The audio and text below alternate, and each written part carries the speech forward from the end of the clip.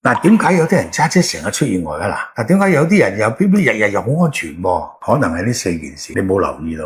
作為一個師傅，我講俾你聽，揸車嗰時呢4件事你一定要注意㗎。第一，假如你一個人揸夜車，你又唔好放啲咩大悲咒啊之類呢啲嘢啦。本來呢啲係俾一啲靈界嘅朋友嚟聽㗎，最怕佢有時聽咗之後佢唔願走，或者會引咗佢埋嚟嚇，咁嗰陣時你就麻煩啦。假如你成日揸車嘅，嗱，你可以跟師傅疊呢9個字：令兵鬥者皆陣列前行。呢個係一個道家嘅真言。古人會相信，經常讀呢9個字咧，可以令到周圍唔好嘅嘢都會趕走嘅。你亦都可以喺架車咧佩戴一啲嘢，掛啲嘢，咁嗰啲有辟邪嘅作用咧，係令到一啲唔乾淨嘅嘢咧，唔會喺你嘅靠近你嘅車嘅身邊嗰度，咁你就少咗好多影響你嘅嘢啦。第二咧，假若你平時揸車，嗱，唔好你朝頭早或者夜晚啦，可能會見到有啲小動物攔住你，等啲小動物走過咗你先過啦。第三，假如你經過隧道，一定要撳一下個喇叭先。第四，嗱，假如你喺路邊見到有一啲石敢當嘅，無論你幾眼瞓都好，